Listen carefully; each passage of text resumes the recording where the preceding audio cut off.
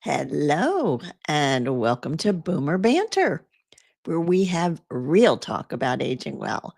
And I am your host, Wendy Green. And if you've been part of our community for a while, you know that we often talk about finding purpose and connection, especially in life's later chapters. And sometimes purpose finds you in the most unexpected ways, like a simple bike ride. Today's guest, Bill Sepe, knows that firsthand. At 73, Bill could have settled into a quieter life as a retiree and full-time caregiver for his wife. But instead, he found himself launching a nonprofit where he lives that's turning heads and turning wheels.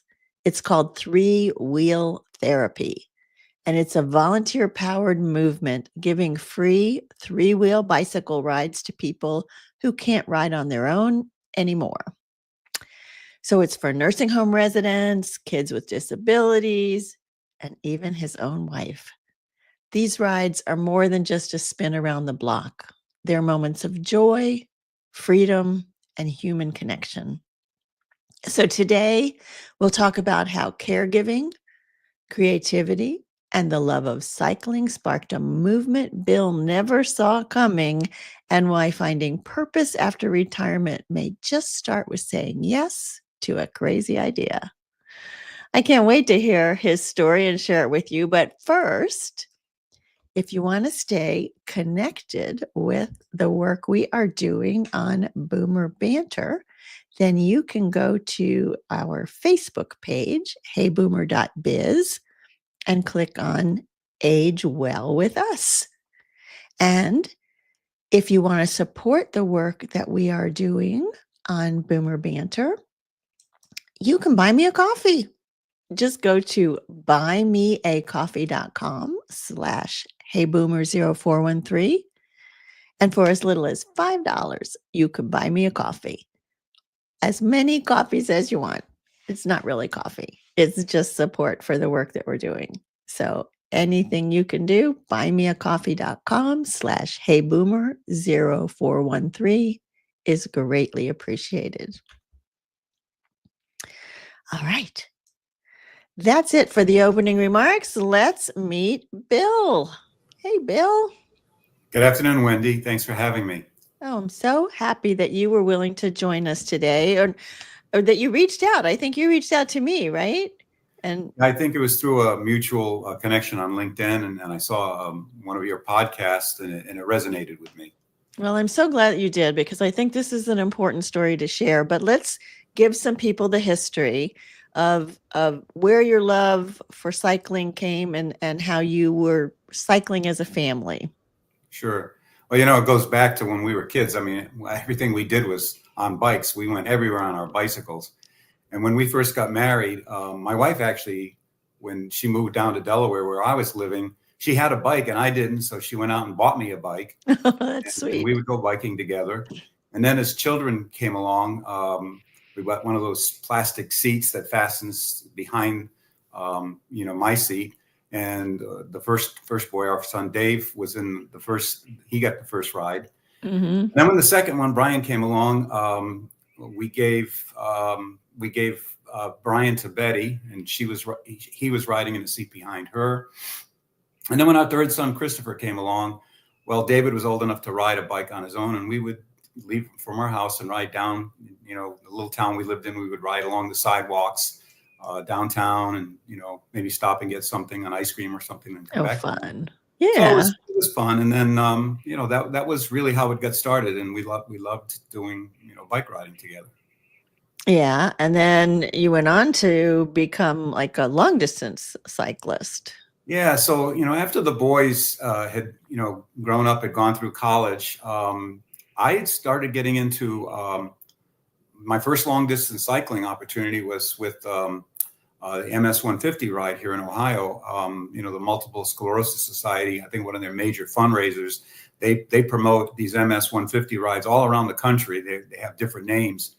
And we decided that I was going to try to do this, and I did very little training. And I realized after doing 150 miles in 2 days that the plan was really not that good, and that I needed to really work on my training. Ooh, Uh, I bet. yeah, and then I think the other thing that I learned was my good friend Ron Brubaker. Um, he he said, you really ought to try a road bike, because I was using a hybrid, which is not really the best bike for a long distance. And he let me Mm. try out one of his road bikes for a week, and I was sold. And I really, really, I think in 2009 was when I really started. I joined a bike club, and I started doing these really long regular rides, 20, 30, 40, 50 miles, on the weekends. And of course, my wife was not interested in doing long distance rides. She loves leisurely rides. And I was just pushing myself for endurance and to see just how far I could ride a bike. Yeah, yeah. So, are you and your wife still riding? Well, that's an interesting journey and how we got to where we are today. Um, in 2007, my wife had to have bilateral knee replacement surgery. Ooh. And so, yeah, and so after she recovered from that, and she'd had a very nice recovery and was pain free. That was the big thing. She was in so much pain that I said to her, all right, we got to get you back on the bike.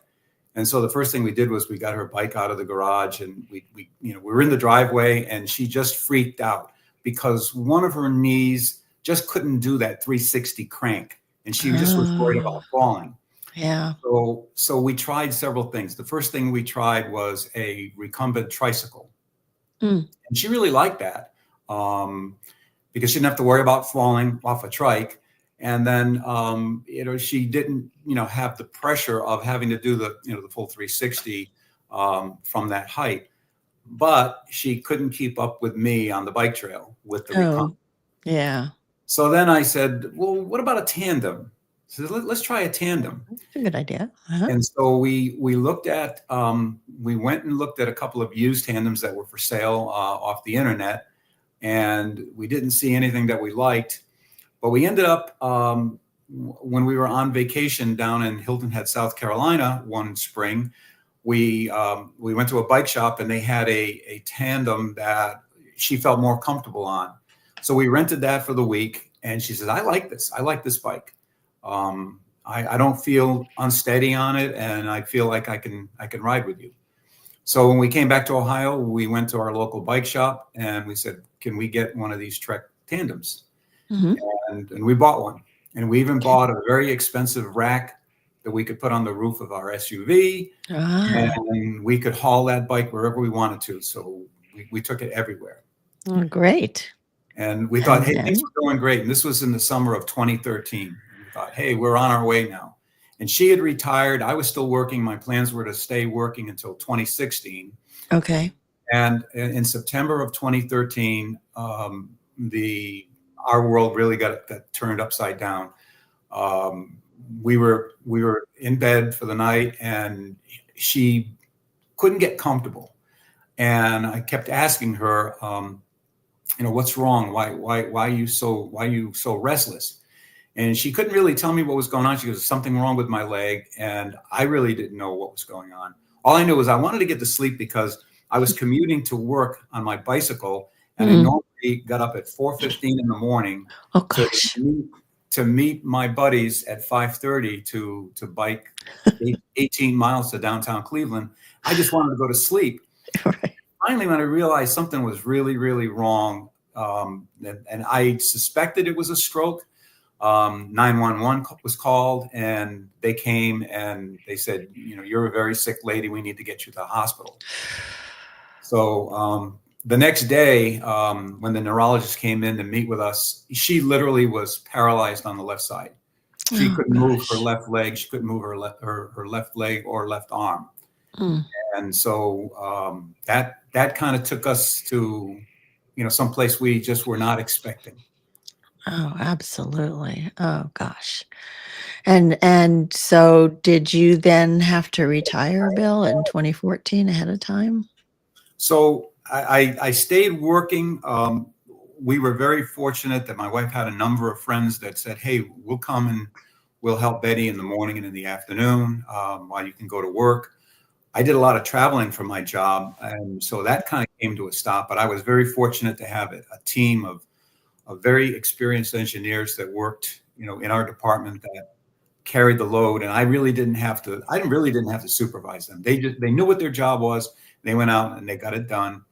And it was the realization at the end of the year during Christmas break that I said to my wife, I said, I'm going to retire. I'm going to announce my retirement effective the end of April of 2014. And that's what I did. Okay, so a couple of years early. So that had to totally refocus your idea of what retirement was going to be like. What were your thoughts at that point? So our plan for retirement was, we had, I talked to you about how we vacationed in Hilton Head, South Carolina. We had actually bought a villa that we would vacation down, and we were using the villa as an opportunity to go down and really explore the island, make friends, and get to the point where when we were ready to retire, to sell here in Ohio and move there full time, and pick up our lives there. That really changed. That went out the window. Yeah. I had to learn a lot about caregiving. I had to learn a lot about what her limitations were. It also required us to take a look at where we were living. We had a center hall colonial with bathroom on the second floor. Our bedroom was on the second floor, and going up and down a huge flight of stairs was very, very difficult. So we made the decision in 2016 to move to a single floor living in a nearby community from where we had been for almost 30 years. And that shook a lot of our friends, especially our close friends that lived on our street, that hated to see us go, but was something we had to do. Yeah. And so the other thing too was, my two passions as far as recreation were concerned was golfing and riding my bike. And Hilton Head Island is just the perfect place for both passions. Absolutely. Yeah. My wife loves the beach. She calls herself the beach girl. Okay. And so we said, hey, this is what our retirement's going to look like. I'm going to go to the beach, get some sun. You go play around a golf, and then you can come join me on the beach in the afternoon, or you can go ride your bike, and then, you can join me on the beach or whatever. Or we'll do bike rides together. Sure. Because there's bike paths all the way around Hilton Head Island. Yeah. And you go the kind of speed that she was used to doing. So that was out the window. So many people told me, you can't just do this 24/7. You need to recreate. The caregiver needs to take care of themselves. So I was fortunate enough to be able to find a caregiver that I could pay for to come in every Monday so I could go play golf with all of my buddies. And on Tuesday mornings, I started a bike riding group for, we want to do like a 2-hour short bike ride. It's not a long ride at all, 20 miles maybe. But she's self-sufficient enough that she could take care of herself in those 2 hours that I was gone, and just, sit there and read. She's an avid reader. She blows through 50 to 60 books a year. I don't know how she does it. Oh gosh. That's fantastic. And so, but I always felt bad whenever I would walk out the door because I was leaving her by herself. Yeah. So tell me then how you came across three-wheel therapy and tell me what it is too. Well, okay. So let's start with my search to find a bicycle that she could go on a ride with me. And these all started popping up on the internet. I started finding them. The first one I found was a group called Cycling Without Age. So was this something she wanted to do? I mean, she had been a little nervous about riding when her knee was bad. Did she want to ride with you? Well, the first time I saw the Cycling Without Age videos, I showed it to her and I said, what do you think about this? And she goes, oh, that would be fine. And the Cycling Without Age model is, there are two people sitting in the front. So it's a little bit wider, a little bit more cumbersome, but there's room for two people, and the pedaler is behind. I actually investigated and talked to people over in Europe about starting a chapter here. And in fact, there was a chapter started by the local metro parks here in our area, but they do very, very limited rides at one specific metro park, which I felt was an underutilization of their assets. So I kept looking. And then I saw a video online from a couple in Australia. Similar situation. The husband was taking care of his wife. She had dementia. They had been riding from the time they were dating, way back when they were teenagers. Mm-hmm. And he built this custom bike called the bike chair. Okay. And everybody was raving about this thing. And I'm like, I'm wondering if anybody's going to make this thing. And well, eventually, a few years back, some family members of his, I think he's since passed away, decided they were going to try to start a business in Australia to build the bike chair. And they kept coming back every 4 or 5 months with a video or an email update saying, that they were working, they were here. They had a timeline, but they weren't seem to be making progress. But they said that the price tag was about $4,000 for one of these, whereas the cycling without age was like $11,000-$12,000. And those are electric bikes. And I said, well, certainly for $4,000, this can't be an e-bike. It's got to be a only leg powered only. But I didn't have a lot of details, so we kept pushing on, looking for the right vehicle. Now, I told you about my Tuesday morning bike ride group. Right. So every Tuesday, I'm a leader of a group called the Groovers, which stands for Grown Up Bicycle Riders. Cute. Okay. And it's sort of an organic group that's we've added people over the years. My best friend, Ron, rides with us most of the time. We've met some really interesting people, picked up people that I knew from the Sherwin-Williams cycling team that I was part of. And a couple of years ago, we did a bike ride up the bike trail to downtown Cleveland, kind of reminiscing of our commuting to work rides. And one of the gals that was with us, I said, the company's building a new headquarters downtown Cleveland. Let's take a ride by there and we'll take some pictures.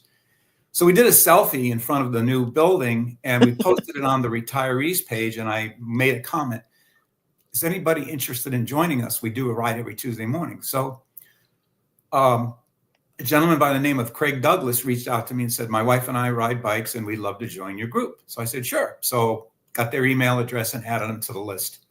And Craig and Kathy started riding with us. And that was 2023. Well, then fast forward to 2024. Obviously, nobody rides around here in the wintertime unless they're crazy or they have those fat tire bikes. The Douglases, unbeknownst to us, winter in Carolina Beach, North Carolina. And so we came back from South Carolina and I sent out my email for the first ride of 2024. And so we're going down the trail and Craig is talking to Ron and he's telling him about this, bike that they encountered because Kathy's mom, Diane, needs a wheelchair for going long distances. And they were on the beach when this guy came up behind her and said, we have a bike for her. Oh, we have a bike for her? We have a bike that she can ride. So they followed this gentleman who happened to be Ken Kohler. And they were so impressed and then found out that because they were there for the rest of the winter, they said, hey, if you need some help volunteering, we'd love to, help you out. So Craig's, telling Ron, and Ron says, you got to show Bill this video. So he shows me the video and I'm like, I'm just blown away. Yeah. I said, this is it. I want one of those bikes. Yeah. So anyway, I asked him about, how I could get in touch with this three-wheel therapy. And we were not friends on Facebook, believe it or not, at the time. So he sent me a friend request. And then I reached out to Nicole Kohler, who is the executive director of three-wheel therapy in Carolina Beach, North Carolina. So we exchanged a couple of emails and she was telling me all these stories about how they got started, how her and Ken had moved to Carolina from Chicago, got out of the cold of Chicago and moved to Carolina Beach. And the genesis of three-wheel therapy came from an organization called Healing Rides. And then she also reached out to a group in Maine, in Portland, Maine, called the Portland Wheelers. Okay. Who ride the same type of trike that we're using at three-wheel therapy. And Now, Nicole is a licensed recreational therapist, and she had worked with a lot of parks and recreations people. And this was her idea, that she's the one that developed this model for three-wheel therapy. Okay. We got it started in 2022, and they did fundraising for their first trike. The first year that they were in business, 2023, they only had one trike. Oh. And then through a generous grant from the Christopher and Dana Reeve Foundation, bought a second trike in 2024. So they're able to more than double the number of rides they were giving to people. And so my initial thrust was just, I wanted to buy one of those trikes from the bike shop that they were getting their trikes from. So I'm going to stop here because there's all of these things I think are directed by God. I said, well, where's this bike shop at? And she says, it's in Warwick, Rhode Island. Well, lo and behold, we're from Rhode Island. That's where you and Betty are? Betty and I are from Rhode Island. Uh-huh. We actually met while at the University of Rhode Island. We graduated in 1974. Okay. And Betty lived a good part of her life in Warwick, Rhode Island. I'm like, this is weird. This is really strange. So what's the coincidence that, this bike company called Bike On only sells bikes for people with disabilities and handicaps. Wow. That's their specialty. Yeah. Yeah. So you're not going to go into a traditional bike shop that sells, the traditional bikes that everybody rides and find these bikes. They're hard to find. Yeah. So let's get to where you got your bike and you took Betty on her first ride. What was that like? Well, so that was in August of 2024. My best friend from high school was in a battle with cancer. And I said, we need to go back and see Rick. And so we made arrangements to go to Bike On that weekend. We drove out to Rhode Island, and he met us there at the bike shop, the salesman, and we did the bike ride in the parking lot. That's all we did. We just did the bike ride in the parking lot. And I said, well, what did you think? And she's like, thumbs up, 2 thumbs up. She loved it. She goes, this is good. She goes, this would work. She says, I was a little bit afraid at first because I wasn't sure how I was going to feel in it, but she said it was good. And the young man that met us there, Kyle, he took a picture of us. He took a video of us, and the one picture we have of her in the front seat of the bike sort of became the poster for a local article that appeared in one of the local newspapers here in town. And so you said, well, this works for you and Betty, but you wanted to do more than that. I mean, you could have just done for the two of you, Bill. Right. Well, but that's exactly right. It was like, initially my initial thrust was I want to buy one of these for myself, but then I stopped and said, knowing, because she had spent some time in an assisted living facility after I was recovering from bilateral hernia surgery in 2024. And I would have to go to visit her at the nursing home every day at the assisted living. And I got to talk with some of the residents there and just observed residents and how lonely they seem to be. Mm-hmm. So I said, I asked Craig, I said, do you think that Ken and Nicole are interested in starting another chapter of this, kind of like a franchise? I don't know what, have they given any thoughts? And Craig thought that they did. Mm-hmm. And so we did a Zoom call with them, and they were absolutely 100% behind doing it. And they decided, agreed that Ohio would be their first expansion of three-wheel therapy. And they helped us with the paperwork to get registered in the state of Ohio as a nonprofit under their flagship. Wow, that's great. So how many bikes do you have now? So that was the next step. Was like, okay, we get a fundraise.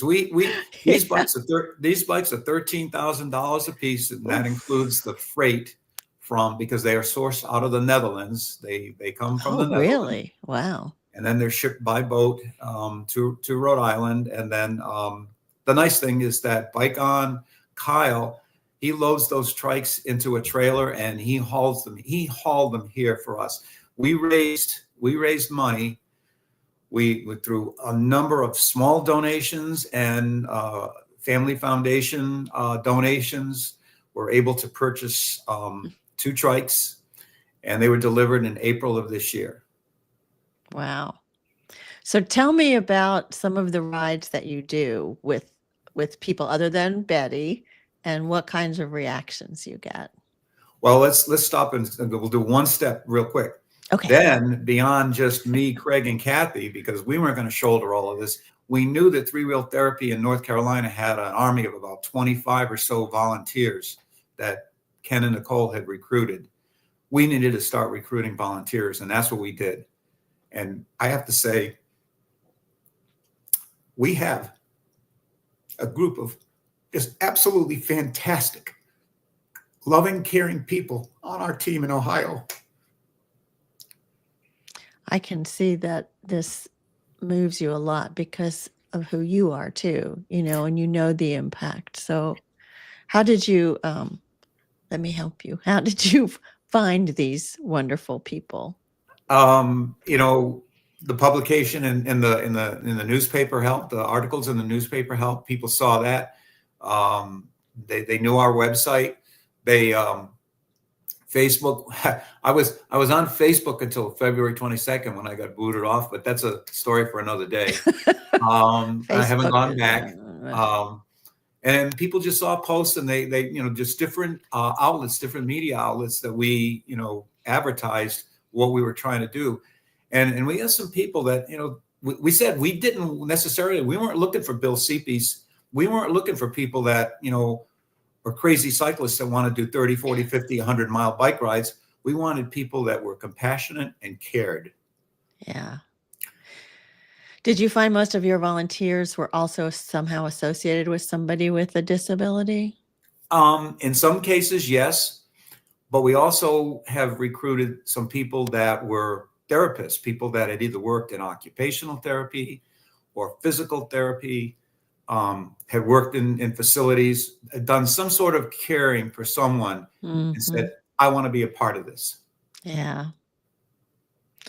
Well, I'm sure it is an emotional experience for both the cyclist and the rider. So let's talk about that. Yeah, share some of that. So we have, and one of the things that sort of surprised me is I always thought that this would be a slam dunk, that I could walk into a nursing home or a senior living facility and say to the activities coordinator, hey, this is what we do. I'm showing them some pictures, show them a video, and they say, sign me up. Mm-hmm. And it sometimes not that easy, because some of them are under the auspices of a corporate office. A lot of corporations have bought some of these senior living facilities. For sure, yeah. But we have gently nudged, and we've now added several senior living facilities, and we have 2 organizations that work with developmentally disabled youth and adults. And everybody loves the ride. I mean, we get comments from especially the seniors. Oh, the sun feels good on my face. The wind blowing through my hair.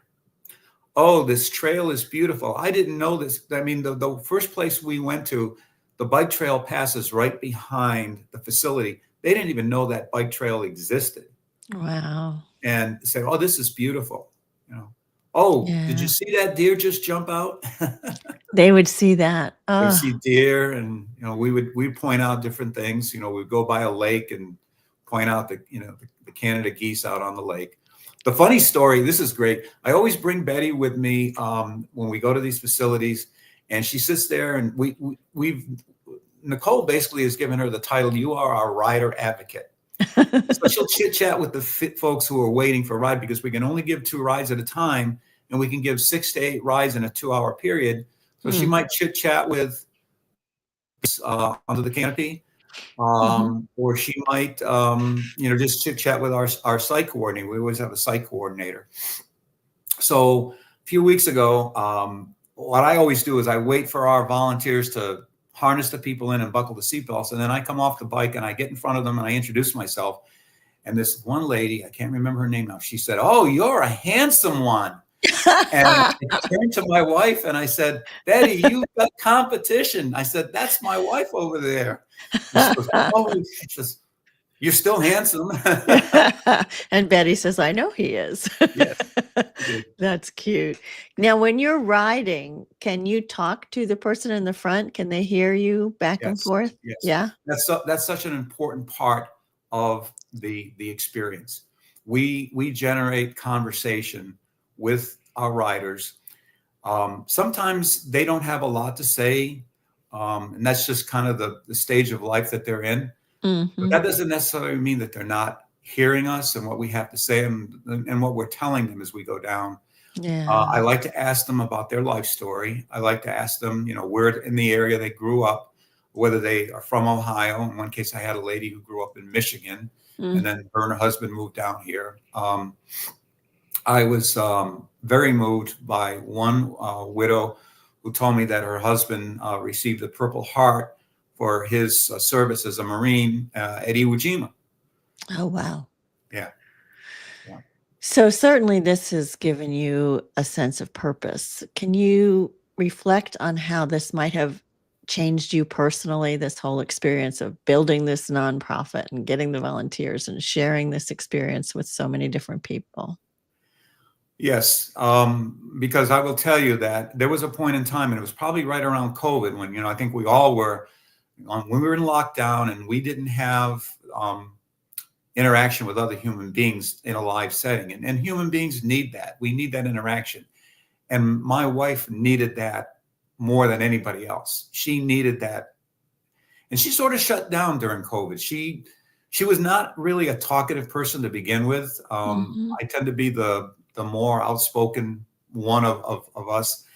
And it just drove me crazy that we weren't having the kind of conversations we used to have.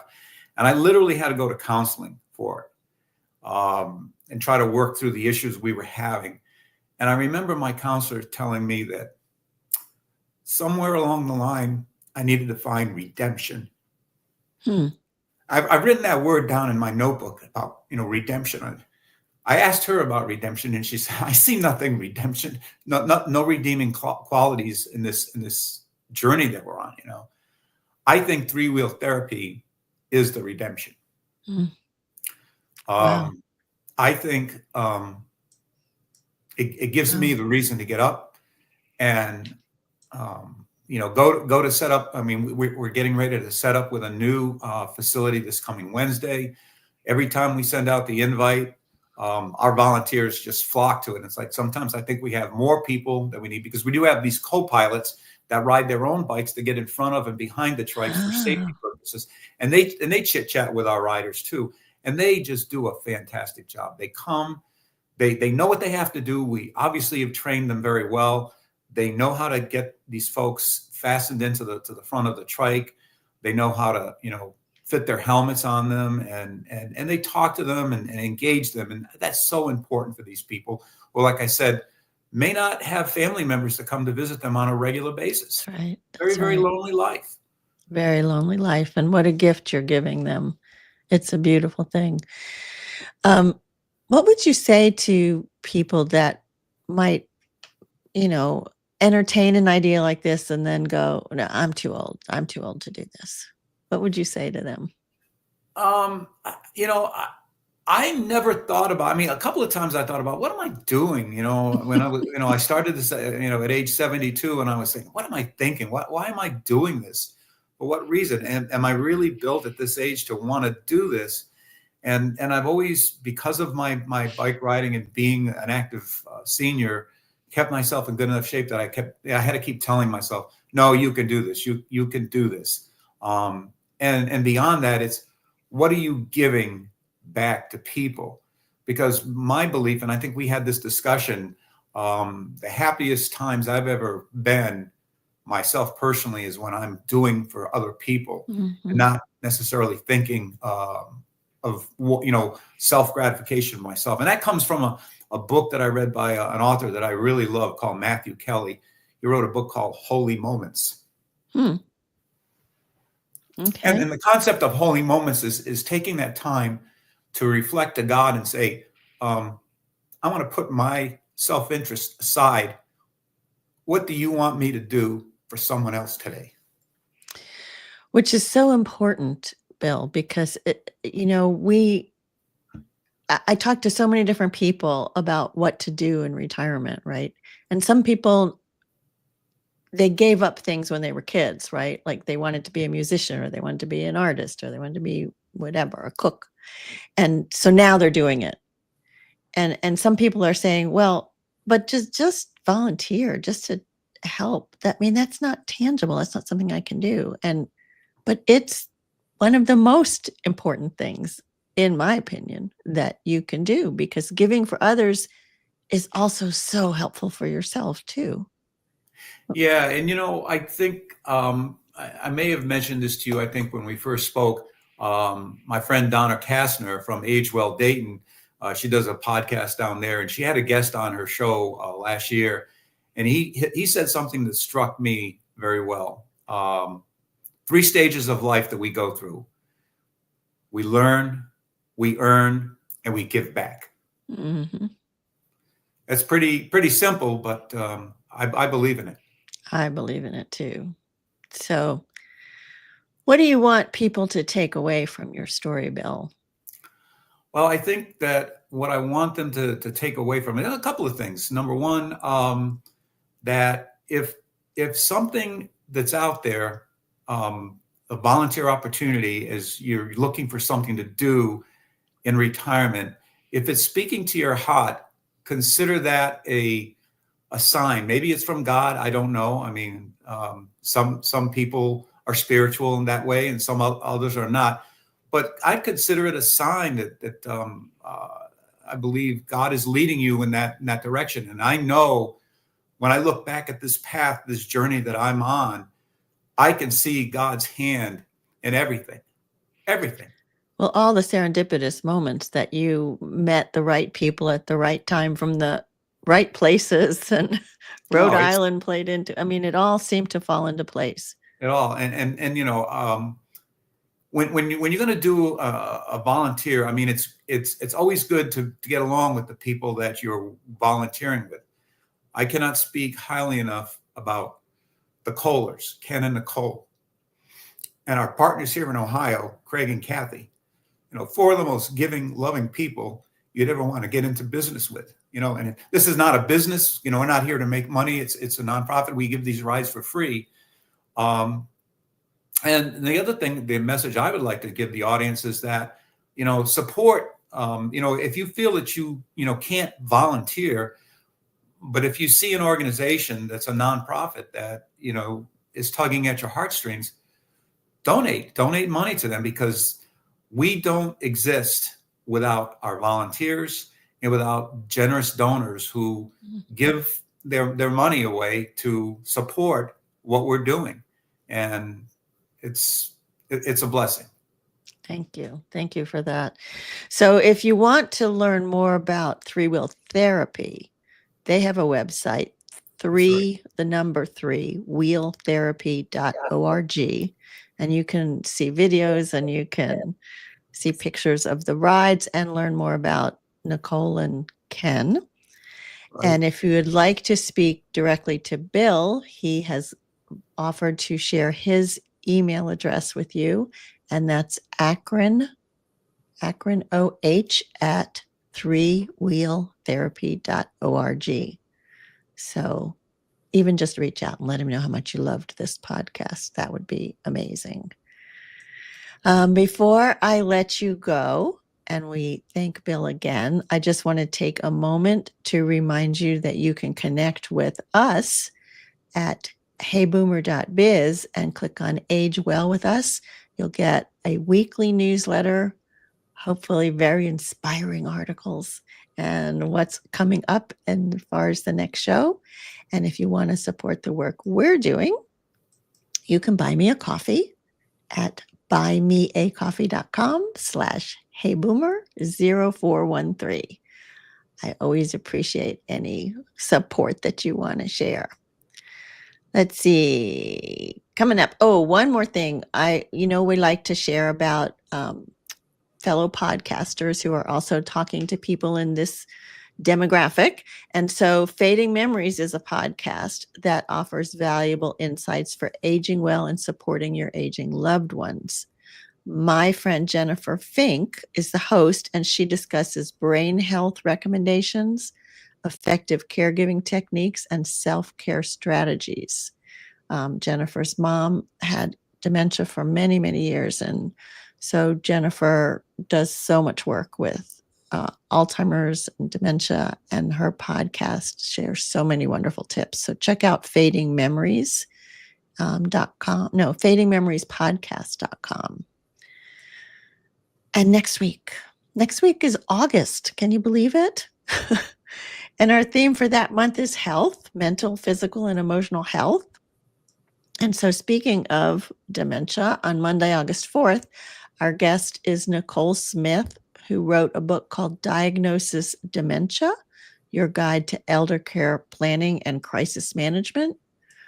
Her journey was fraught with challenges exacerbated by distance, confusion, and her mother's anger as she was getting more and more ill with the dementia. So Nicole wrote the book she wished had been there for her when she started on this journey. Bill, this has been fabulous. Thank you so much for reminding us that purpose doesn't have a finish line, but finding ways to give back, stay connected, and keep moving literally and figuratively, no matter what stage of life we're in, can bring a sense of purpose and fulfillment. So thank you so much. Oh, thank you for having me. It's a pleasure. It's been wonderful. I hope to see you all back next Monday.